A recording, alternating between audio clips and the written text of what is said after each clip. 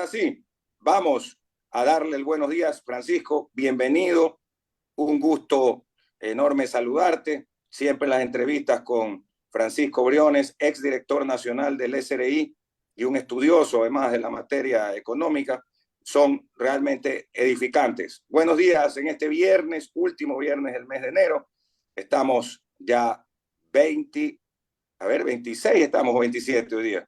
26. 26, Hoy día ¿no? es 26. 26.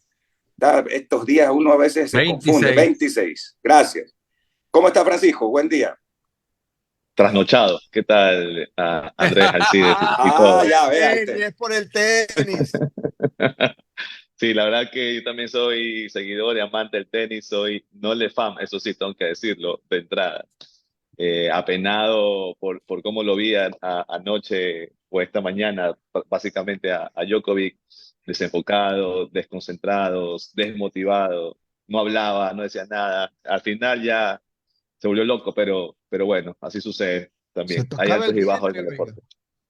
Sí, también tuvo una temporada, Francisco, el año pasado, algo del otro mundo, ¿no? Y yo creo que en algún momento se cansan física y mentalmente, con lo que tú dices, ¿no? Sí, Motivado, como que no estaba en su momento y como que veía que su rival estaba por encima en ese momento, ¿no? O sea, se notaba eso.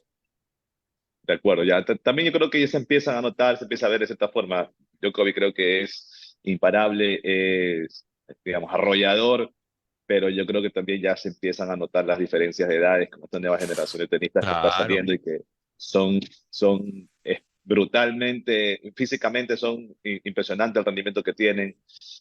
Como ustedes decían, Alcaraz, Sinner, Medvedev, todos chicos jóvenes que con una fortaleza tremenda en sus tiros, que la verdad es que yo creo que ya se empieza a notar también en ciertos partidos eso a Djokovic, sobre todo cuando ya viene jugando un torneo de varios partidos que, que seguramente lo desgastan.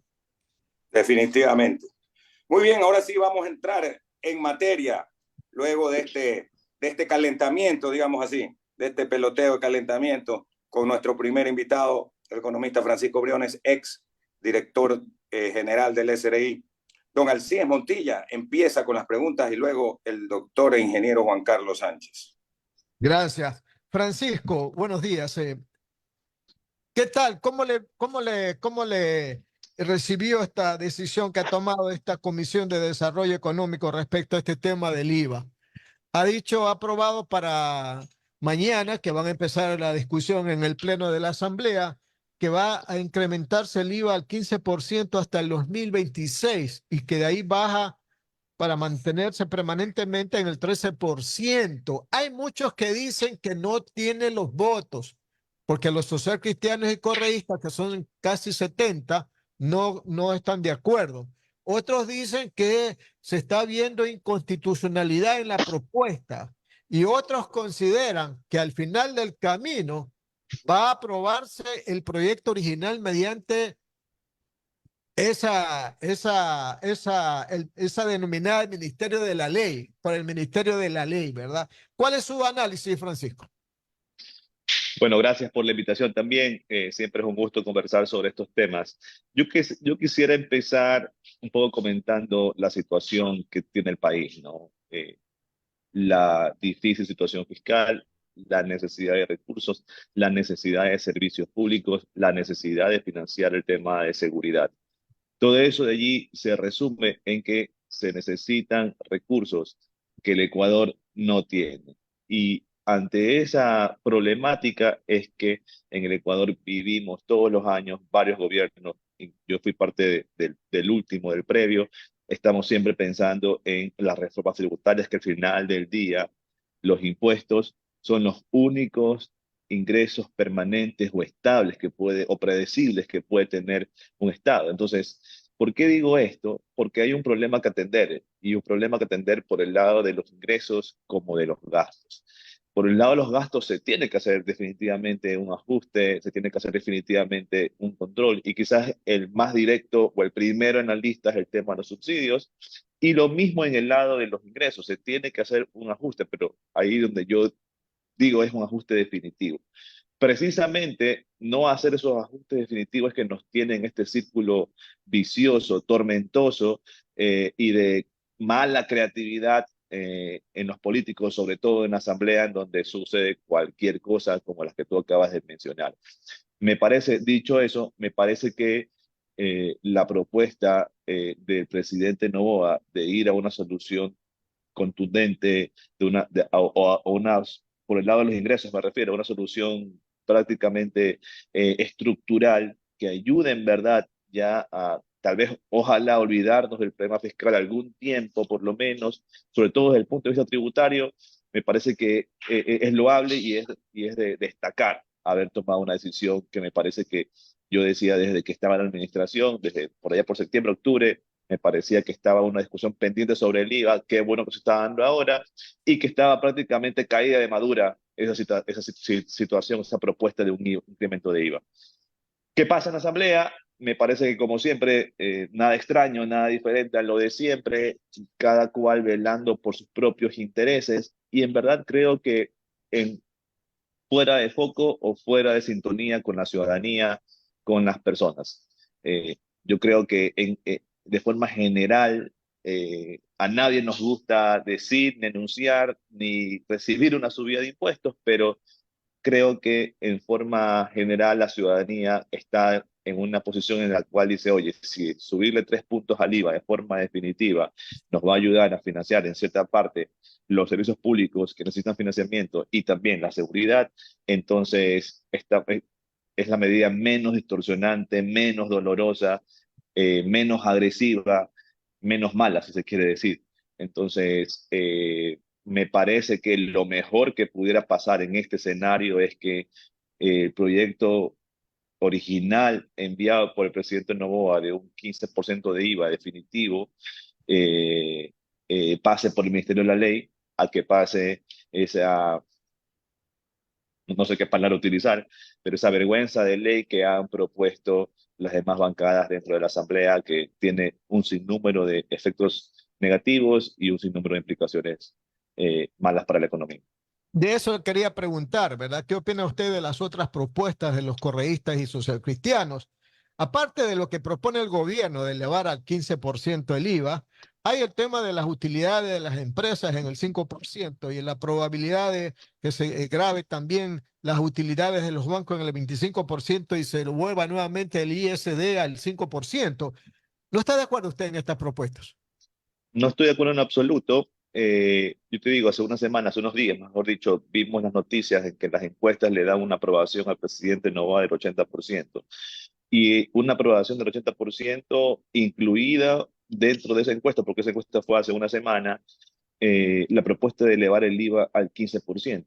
¿Por qué traigo esto a colación? Porque es la típica desconexión y falsa creencia de que los políticos en la asamblea representan los intereses ciudadanos. Me parece que ahí están únicamente velando, las fuerzas en la asamblea están únicamente velando por sus propios intereses particulares, que de paso creo que son equivocados, porque supuestamente ellos, con las propuestas que han hecho, por el tema del ISD, el tema de los impuestos al sector financiero y de las empresas que están generando utilidades, que ellos juzgan según cualquier parámetro de que son excesivas, este, eh, están en verdad afectando y generando distorsiones para la economía, para los negocios, para las inversiones, para el trabajo, en general para la estabilidad del país, mucho más grandes, mucho más tremendas, mucho más negativas que lo que pudiera significar una medida de incremento de IVA. Entonces, no hay forma de entender bajo ningún concepto, creo yo, ni técnico, ni político, ni ciudadano, ni de cálculo electoral. O sea, es impresionante cómo hay una desconexión total de lo que las propuestas que presentan los políticos en la Asamblea, de lo que, por un lado, la ciudadanía está aprobando y está diciendo, está haciendo un buen trabajo, que es al presidente de la República con sus propuestas y con las cosas que ha dicho, como también en contra de el sector, yo diría, productivo y ciudadano. Entonces, es una falta de entendimiento total de cómo funcionan las cosas en la economía, de cómo funciona el sistema tributario. El gobierno ha dicho que si se aprueba este aumento al 15%, originaría una recaudación anual de 1.306 millones. ¿Es una cifra correcta? Bueno, todo dependerá siempre de cómo vaya evolucionando la economía. Y ojo, yo no quiero tener una postura defensora del IVA o del incremento del IVA porque, digamos, me guste o creo o esté de acuerdo con subir los impuestos. O sea, creo que a nadie nos gusta una medida, una idea de esas, ¿no? Sin embargo, lo que planteo es que es la idea menos distorsionante dentro de todas las oportunidades o todas las opciones que pudieran haber para ser consideradas dentro de esto, ¿no? Un incremento del impuesto en la renta ya se lo intentó el gobierno pasado y tuvo sus consecuencias, eh, creo que negativas. Las típicas contribuciones patrimoniales que han sido bien frecuentes en los últimos años ya dejan de ser frecuentes, es que son constantes y luego salen estas ideas locas de la Asamblea que más bien contribuyen a destruir las oportunidades. Entonces, considerando todo esto y considerar la opción menos mala, menos dolorosa, el IVA es la menos distorsionadora por muchas razones.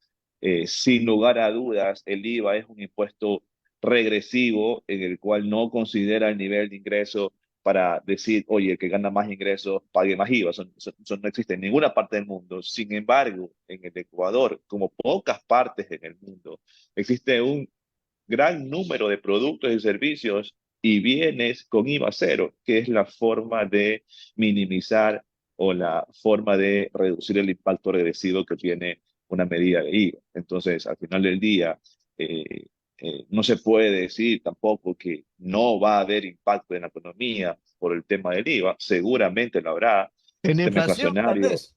un tema inflacionario, un tema de consumo, pero lo que te dicen toda es la historia, la evidencia empírica de otras naciones, del Ecuador, e incluso la teoría, lo que te dice es que una medida de este tipo te genera efectos inflacionarios en el consumo, pero en el corto plazo.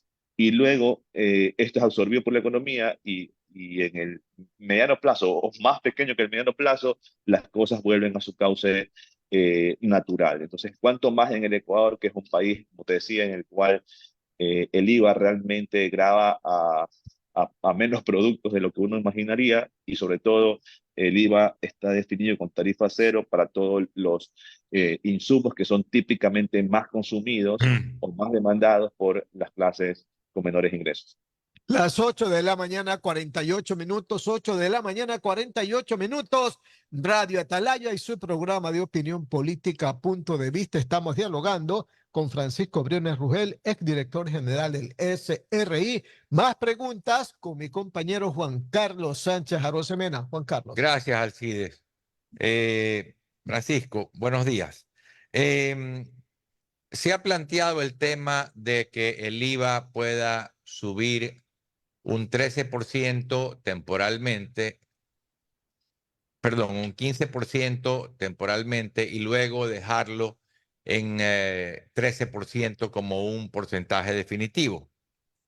¿Cree usted que esa es una medida que realmente sería positiva? Es decir, como hacerlo temporal, como generar un impacto menor ya después, una vez que se lo estabilice en 13% y tener ese periodo de 2 años en que entiendo que está planteando el Ejecutivo para tenerlo en 15%. Mira, te lo planteo desde otro punto de vista. ¿Qué es mejor? Tener a estas personas que tienen, entre comillas, mucha, entre comillas, creatividad o mala creatividad, constantemente generando ideas, pensando, planeando casi que solamente ideas raras, ideas malas, o decir, oye, ¿sabes qué? Solucionemos esto de la mejor forma posible ahorita para evitar que esa gente que está constantemente tiene ese tipo de ideas al menos se vayan un ratito, se queden tranquilos un momento, digámoslo. Entonces, ¿por qué te digo esto? Porque, digamos, aumentar un punto del IVA te significará 300 o 200 millones extra al año dentro de un presupuesto o un déficit de 5.000 millones y necesidades de financiamiento de 10.000 millones. Entonces, ¿qué es lo que te garantiza eso? Más allá de es bueno o malo, o si ayuda o no ayuda, yo te digo, ¿qué es lo que sí te garantiza definitivamente es que a finales del año o el próximo año otra vez estaremos discutiendo y hablando de otra reforma tributaria con ideas iguales o similares o peores a las que estamos escuchando, ¿no? Entonces, solamente no tomar una decisión definitiva, aunque dolorosa, insisto, creo que no hay solución o no hay propuesta que no vaya a ser dolorosa y que nos afecta a todos en la economía, en el tema de soluciones fiscales.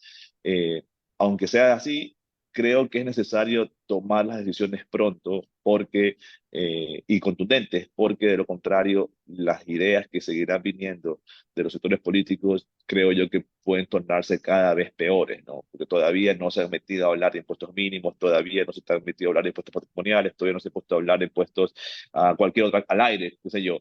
Y eso seguramente son cosas que van a pasar en el Ecuador si es que no se comienzan a tomar decisiones pronto, ¿no? Francisco, hay una parte que realmente a la ciudadanía siempre digamos, se escucha mucho y le molesta, ¿no? Y personalmente a mí también. Siempre se piensa que para sacar, digamos, las finanzas del Estado adelante, entonces lo primero es cargar impuestos.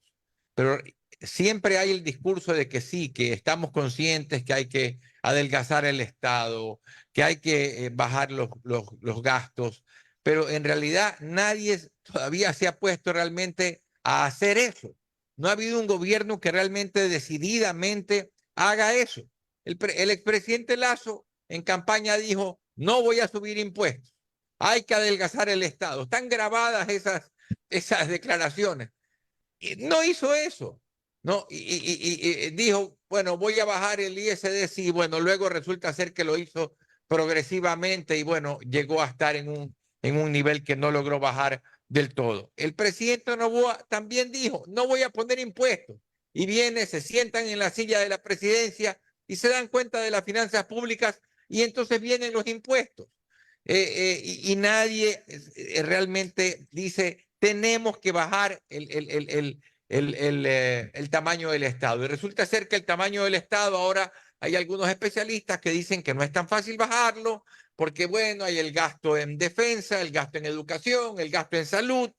Entonces, ¿cómo mismo es esto? Entonces, pareciera que el gobierno que viene, el impuesto es lo primero y adelgazar el Estado queda relegado pues para el siguiente, ¿no? Y se sigue pateando la pelota así para adelante, Francisco.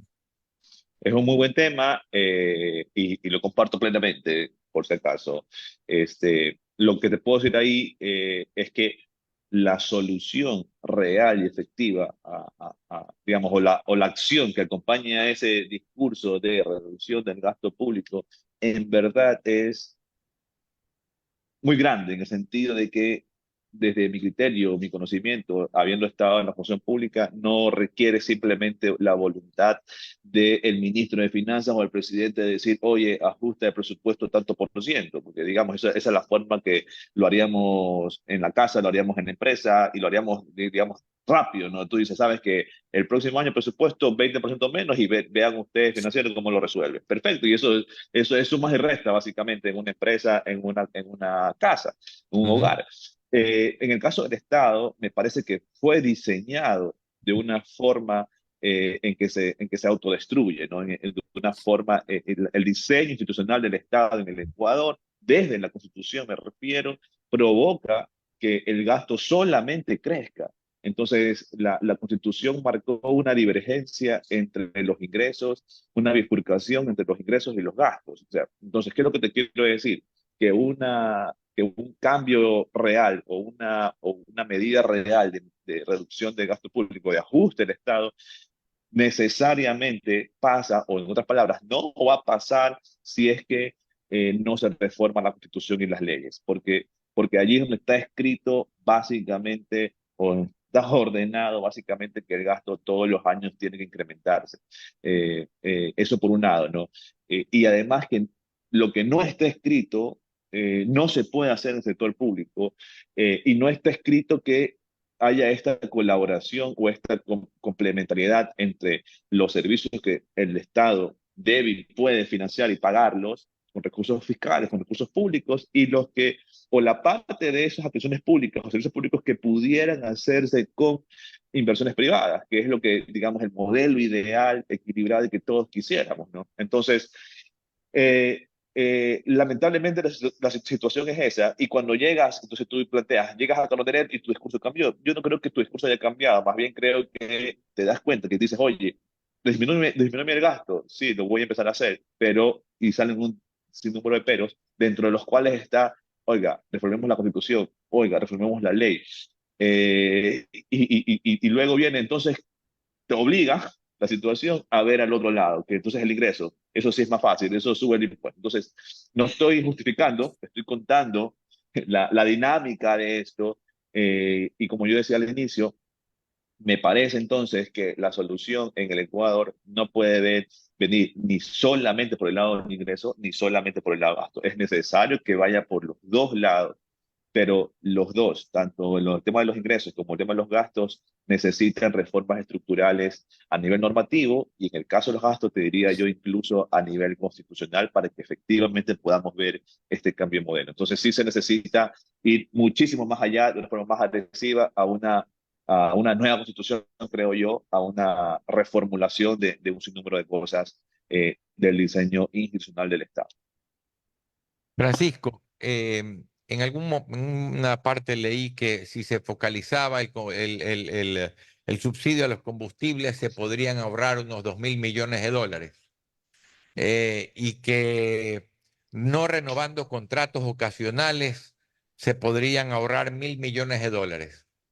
¿Coincide usted con estas cifras? Primera pregunta. Y segunda, estas son medidas que no están atadas al tema de la Constitución que usted señala, y que sin embargo sí creo que es cuestión de decisión política. De acuerdo. Sobre lo primero, la cifra de los subsidios definitivamente, creo que está correcta. Va alrededor de 3.000 millones de dólares lo que se gasta anualmente en subsidios.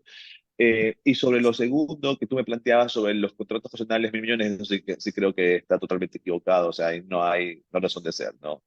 No está esa plata de allí. O sea, Entonces, ese dinero no es así. definitivamente los subsidios sí, y creo Ya. también que ahí debe tomarse una decisión.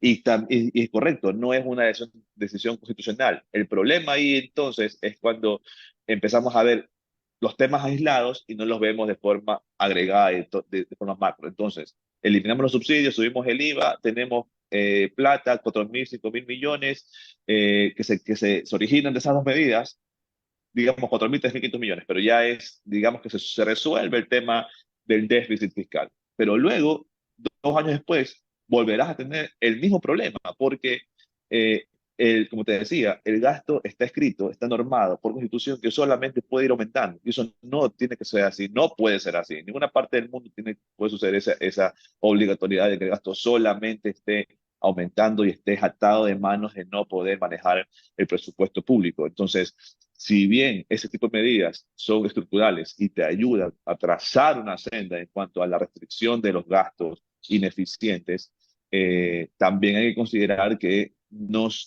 en el corto plazo te volverás a tener problemas de desafíos fiscales, porque no hemos introducido otro tema que es gigantesco en el Ecuador y que se habla muy poco, que es el tema de el déficit actuarial, o la situación, el subsidio que se le da a la seguridad social. Entonces, si sumamos eso de allí, esto solamente sigue creciendo. Entonces, ahí es cuando te digo, oye, si vamos a sentarnos y hablar de soluciones reales digamos, definitivas a esto, que nos eviten estar en este tirijale impositivo, digámoslo así, o tributario, y de otros temas, entonces hay que ir a la raíz, hay que ir a extirpar los problemas de raíz, y muchos de ellos, insisto, están escritos en la Constitución. Francisco, nada más para ilustrarnos, ¿nos podría dar un ejemplo de qué es lo que señala la Constitución que usted dice que solamente se puede gastar más y gastar más y gastar más? Hay como Las ejemplo. empresas públicas, empecemos en las empresas públicas. Los Ya. sectores estratégicos que estén prácticamente sujetos a solamente lo que el Estado pueda invertir y deba hacer. la producción petrolera está vendida menos porque la producción petrolera necesita inversiones privadas, necesita capitales, perdón, necesita inversión en general, necesita que continuamente tú estés metiendo plata en el pozo porque el pozo se va degradando, porque necesita más tecnología, porque tienes que mantenerlo. En el Ecuador, la producción petrolera está vendida menos porque no hay inversión de Petroecuador ni de nadie en ningún pozo. Entonces el pozo cada vez produce menos. ¿Por qué? Porque la Constitución te prohíbe, de cierta forma, te restringe o te ata de manos para que haya una coparticipación entre los privados y Petroecuador. Petroecuador lo único que puede, básicamente, es contratar empresas privadas, pero por el amor de Dios, ¿cómo rayos Petroecuador va a contratar empresas privadas si no tiene plata? Si lo que se viene a Petroecuador es dice Estado, oye Estado, finanzas, dame plata que tengo que contratar a empresas para que inviertan o para que saquen petróleo. Y el Estado le dice, oye, pero es que no tengo ni para pagarle las medicinas ni el salario a la gente, pues oye. Entonces se va quedando relegado. Entonces ahí te pongo un ejemplo sencillo de cómo en un lugar generador de recursos no existe, o sea, estamos restringidos. Luego, los incrementos constitucionales para educación y salud, que todos los años tienes que hacerlo, en cuanto a salario, en cuanto a inversiones, en cuanto a un sinnúmero de cosas. Y luego está el tema de los subsidios a la seguridad social, el tema de los subsidios a un sinnúmero de cosas que solamente te comienzan a crecer. Y luego está todas las instituciones a nivel de Estado que existen sin razón de ser o sin necesidad. Entonces, por eso te digo, lo que se demanda es una reforma institucional. El servicio público, si tú encuentras un funcionario, me pasó, encuentras o sabes de un funcionario que está haciendo malas cosas, que es hasta un delincuente, o es lo que fuera, y te miras y dices, oye, recursos humanos, esta persona tiene que salir de la institución. No puedes, no puedes. Y si quieres hacerlo, tienes que meterte bueno, a un trámite de 2 o 3 años hasta ver si es que después de 3 años de tú haberlo puesto en la denuncia en este trabajo lo puedes sacar. Eso, digamos, no tiene ningún sentido de ser.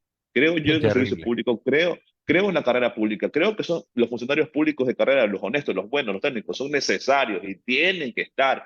Y es importante que sean trascendentes a los gobiernos. Me parece que eso es así en cualquier parte del mundo. Sí, gracias, pero no puede pasar que si tú encuentras un delincuente o sabes que hay un delincuente dentro de tu institución, no puedas sacarlo, porque no, las leyes te lo impiden. Entonces, lo vas y lo denuncias y te ganas un enemigo de 3 años sentado, haciéndote la vida imposible y que nada pase en tu institución. Entonces, todo esto de aquí, todo está puesto en la ley, todo es legal, todo está escrito y hay protecciones sobre protecciones de este tipo de cosas, ¿no? La corrupción está prácticamente institucionalizada a través de las leyes, entonces ahí también hay más plata que se va. Entonces yo te digo, el tema del sistema de compras públicas, más plata que está escrito en las leyes que se va porque no puedes comprar al menor precio porque te acusan que eres un corrupto porque compraste al menor precio si podías haber comprado algo mejor. Entonces, o sea, hay un sinnúmero de cosas que se pueden hablar y que creo que ya son, digamos, especificidades, ya son cosas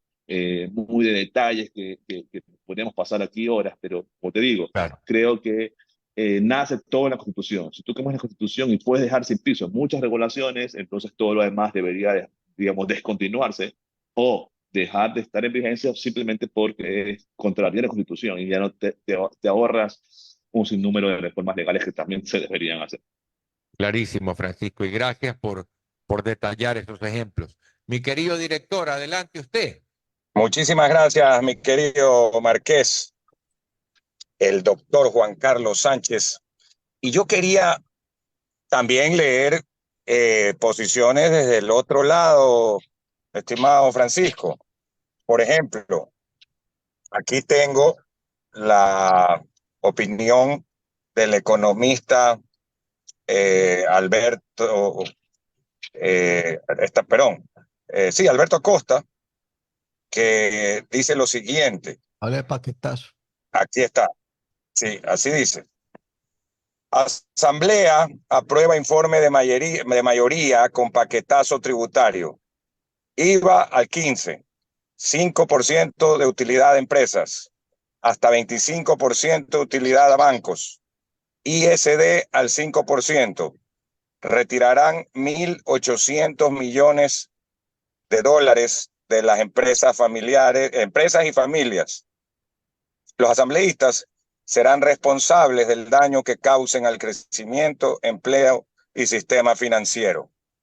Eso dice Alberto Acosta. También entrevistamos y leímos el artículo del sábado en el diario El Universo de Pablo Lucio Paredes, quien habla también en ese sentido de que realmente no se trata de incrementar impuestos y a dónde van ese dinero. Entonces, y solo va para gasto o para nuevo endeudamiento. Entonces, quisiera también tu posición al respecto y opinión sobre estos colegas tuyos que opinan, ¿no? Mira, sobre el tema del IVA, yo creo que ya me he expresado y me parece, como te decía, desde el punto de vista estructural, de que ayuda a ir solucionando este problema ya de forma definitiva, o cuasi definitiva, o en una de las soluciones definitivas, ya lo comenté. ¿No? Sobre todo lo demás es inconstitucional, por el amor de Dios. Me parece que allí falta algún interés propio o alguna diligencia particular en la Corte Constitucional que no puede permitir que cosas de este tipo pasen, ¿no? Como por ejemplo que la Asamblea se dedique a crear impuestos que constitucionalmente no puede crear, que no puede modificar, que no puede hacer. Lo único, el presidente Noboa, es impresionante cómo en una ley de un artículo que te dice el IVA del 12 al 15, se han sacado 20, 30 artículos en la Asamblea Nacional inventándose cosas que nadie le pidió que inventen. Lo que dijo el presidente Noboa fue, oye señores, aquí hay una ley de un artículo que dice el IVA del 2 al 5, discutan de eso. Pero esta gente se puso a discutir de cualquier otra cosa, menos de 12 o 15. Entonces, lo que dice la ley es que solamente pueden discutir del IVA del 12 al 15. Entonces, estoy de acuerdo con que todo lo demás es inconstitucional, es ilegal, es irreverente, es malo para la economía, destruye el crédito, destruye el crecimiento, destruye el trabajo. Pero bueno, creo que es lo que la Asamblea típicamente nos ha dado. No he visto que tantas cosas buenas salgan de allí. Las 9 de la mañana con 5 minutos, 9 con 5 minutos, estamos dialogando con el exdirector nacional del Servicio de Rentas Internas. También otra situación respecto a digamos, propuesta del gobierno y el informe de mayoría de la Comisión de lo Económico. En el Pleno de la Asamblea parece poco probable que tenga los votos, como ustedes ya lo analizaron, entre el partido RC, el correísmo, el social cristianismo, Pachacutic, y aunque tienen 4, pero esos 4 ya dijeron que no van a votar por eso.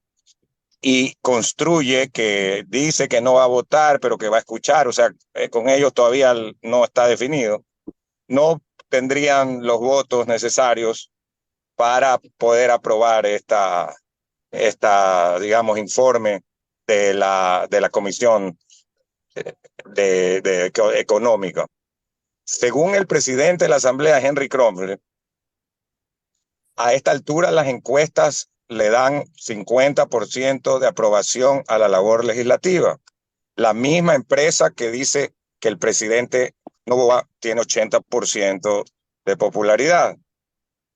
Entonces, para uno es bien difícil creer pues que la Asamblea tenga 50% de aceptación, ¿no? La verdad. Pero en todo caso, yo te transmito esta inquietud en el sentido de que es poco probable que eso sea aprobado en la Asamblea, Francisco. O sea, seamos claros. Sí, a ver, ojalá que sea poco probable y que no se apruebe. Me parece que el proyecto tal como está presentado, el informe que han hecho, el de mayoría y el de minoría, los dos, me parece que desvirtúan y crean más problemas que soluciones para el Ecuador y para la economía. Insisto que para mí quizás la mejor estrategia que puede jugar el gobierno es que el proyecto pase tal cual como lo envió inicialmente por el Ministerio de la Ley, en donde la distorsión y el problema es el mínimo posible. Ya de ahí lo que vaya a pasar en las próximas semanas ya veremos. Creo yo también que el presidente Noboa ha mostrado señales de pragmatismo y de que no está enamorado de sus propias ideas o de sus propuestas. Y de cierta forma se lo ve que manda una idea, manda una propuesta y en el camino se va adaptando a lo que vaya surgiendo y que con el objetivo de ir sacando cosas, ¿no? Entonces, no sé, creo, ojalá que no sea este el caso, porque me parece que si se comporta así de pragmático para el caso de esta ley, las consecuencias podrían ser nefastas, producto de estas otras ideas sacadas del sombrero ahí en la asamblea, con una creatividad terrible y con total falta de tecnicismo, de entendimiento, de voluntad para mejorar las cosas en el país. Las 9 de la mañana con 9 minutos, 9 con 9 minutos. Las preguntas finales para Francisco Briones, a quien le agradecemos por su tiempo este viernes, que estamos 26 del mes de enero. Vamos con Alcides Montilla García. Yo especulo, desde mi punto de vista, que este proyecto, por inconstitucional o por la aprobación del Ministerio de la Ley, se va a tener que definir. Por inconstitucional porque el único que puede proponer tributos es el presidente y estoy viendo que lo están haciendo también la legislatura y sus diferentes bloques. Punto uno. Punto dos. Se dijo que por qué el presidente, en principio, la intención era subir el IVA al 15% para recaudar fondos exclusivamente para la guerra. Y estamos viendo que es para suelos, para los gas, para trazos, etcétera, etcétera. Y el tercer tema es porque se dijo también por parte del gobierno que iba a recaudar 1.302 millones por estos 3 puntos. Y el abogado tributarista Santa María ha dicho que son 2.040 millones. O sea, ni siquiera nos ponemos de acuerdo en las cifras. Y por último, ¿qué pasa con el dinero del Estado? Acá el señor viceministro de Gobierno, Esteban Torres, ha dicho que no hay dinero para pagar los sueldos de este mes.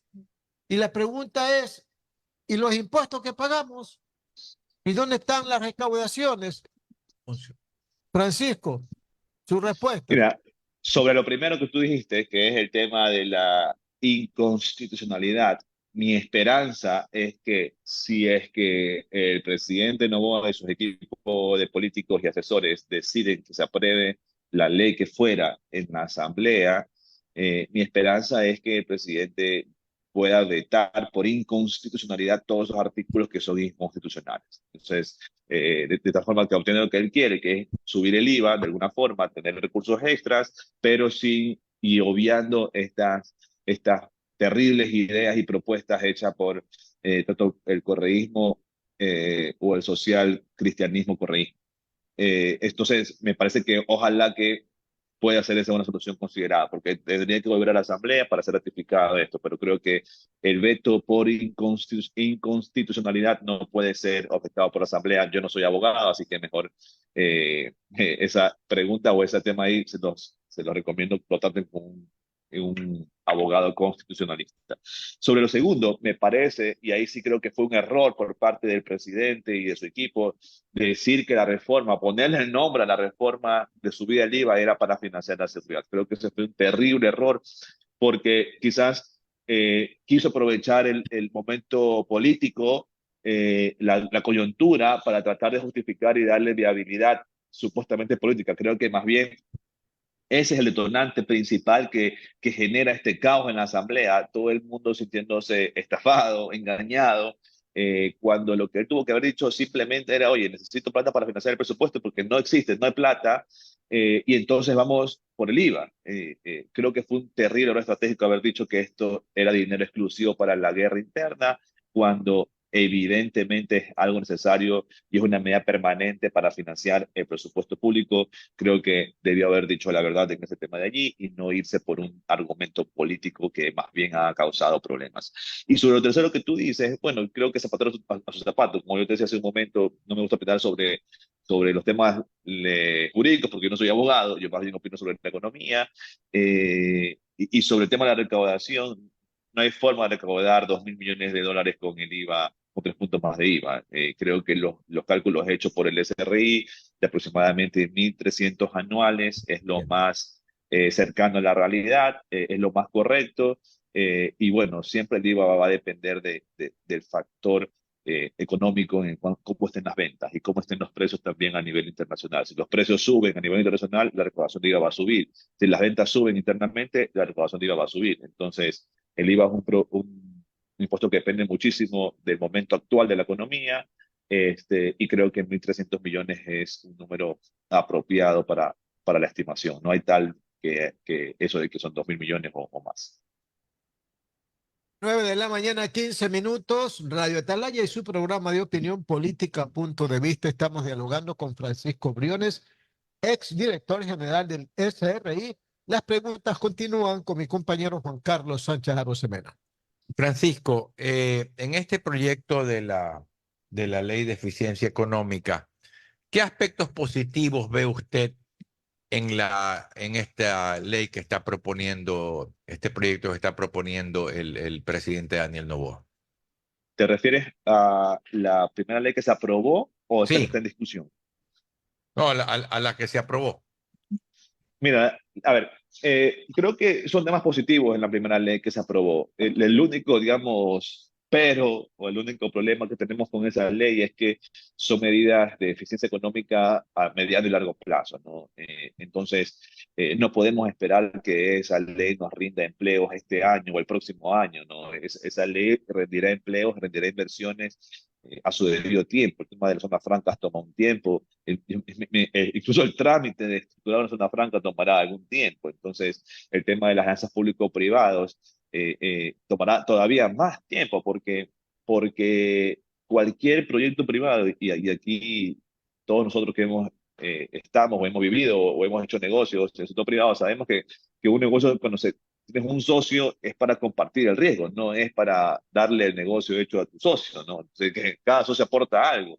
Y la alianza público-privada, el fin es poder financiar proyectos que ni el sector privado pudiera financiar solo, ni el sector público pudiera financiar solo por la gran magnitud. Un ejemplo clarísimo de eso es el Quinto Puente. ¿Por qué no se ha hecho Quinto Puente? Fácil, porque no hay nadie, ni público ni privado, que esté dispuesto a poner toda la magnitud de plata que eso requiere para hacer un proyecto bancable, viable y sostenible en el tiempo. Tiene que haber alguien que asuma un riesgo de cierto tipo. Entonces, en ese proyecto, el sector público tiene que poner una plata para asegurar que el peaje no sea exorbitantemente alto, por ejemplo, ¿no? ¿Y qué pasa? Pues entonces cuando va el privado y se vira al banco que le va a financiar para ese proyecto público-privado, le dice, oye, pero ¿quién es tu socio? Ecuador. Oye, pero ustedes tienen déficit fiscal de 5.000 millones y necesidad de deudas por 5.000 millones más. ¿De dónde vas a sacar la plata para darte para este proyecto? No, no, no, no. Lo más probable es que aquí ese señor te va a quedar mal en tu negocio. Entonces, ahí es otro problema, otra consecuencia nefasta de no tener equilibrio fiscal. Por eso es que te digo, y yo insisto, el problema fiscal quizás es el más complejo de entender y el más difícil de procesar para la persona común, digamos, el ciudadano común, pero es el que más implicaciones tiene a nivel de la economía. Un problema fiscal terrible o no resolver el problema fiscal o que se empeore el problema fiscal te podría llevar a perder el dólar inclusive, ¿no? En su momento más crítico. Entonces yo digo, a tu pregunta, me parece que en esa ley de proceso económico muchos aspectos positivos.